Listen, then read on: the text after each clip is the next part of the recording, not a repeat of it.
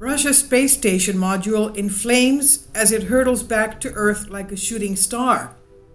Russia's retired space station module Piers burst into bright flames as it took a dive into the atmosphere, with one astronaut likening the descent to a shooting star.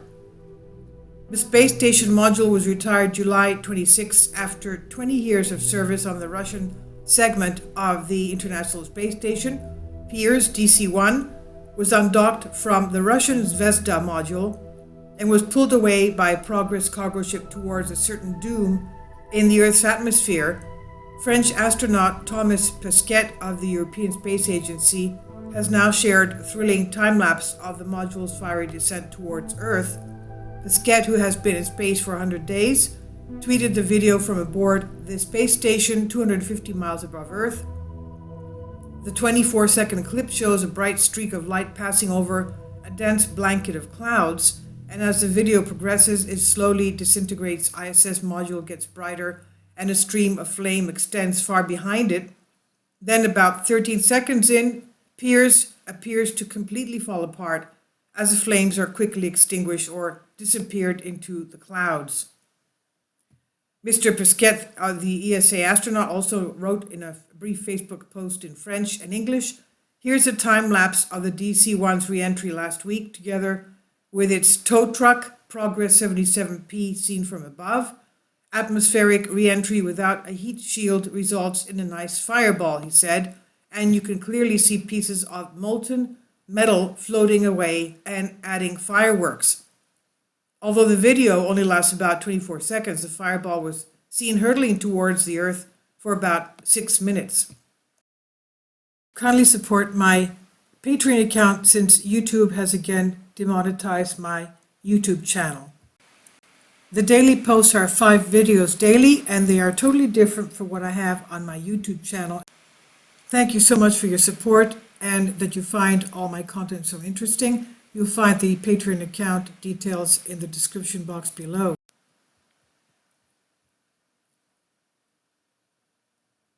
Mr. Pesquet added, "Next time you see a shooting star, it might be our ISS trash getting burnt up," he said.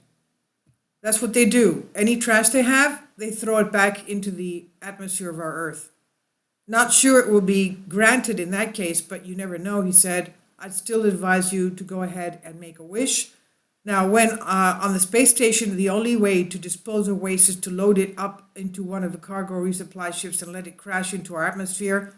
The spacecraft, like Russia's expendable Progress, burnt up long before they reached the ground. According to ESA, Piers burnt up safely somewhere over the Pacific Ocean.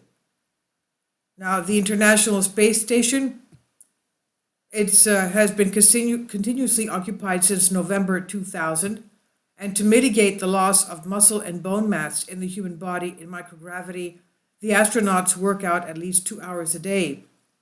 The ISS orbits the Earth about 250 miles up in space, more than 17,000 miles an hour, 16 orbits a day, 1 lap every 90 minutes.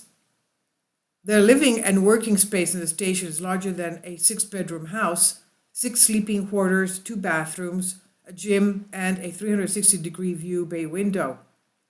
The solar array wingspan, 240 feet, is about the same length as the world's largest passenger aircraft, the Airbus A380. And the space station is 357 feet end-to-end, 1 yard shy of a full length of an American football field, including the end zones.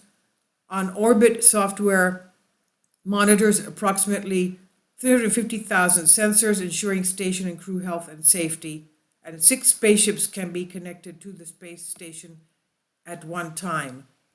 Now, the Piers module was decommissioned last month in advance of the Nauka science module being launched to the ISS. Nauka was launched from the Baikonur Cosmodrome in Kazakhstan aboard a Proton M rocket July 21st. The module then reached and docked to the ISS July 29 on what was supposed to be a routine operation, but proved to be a tense moment for NASA. About 3 hours after the module docked to the space station's Zvezda module, Nauka unexpectedly fired its thrusters and flipped the station around. I mean, what happened? Why did that happen? That is unbelievable. NAFCA unexpectedly fired its thrusters and flipped the station around. That's unacceptable.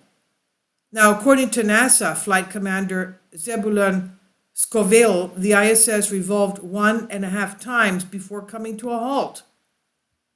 The space station then had to be returned to its original position by flipping it forward by 180 degrees.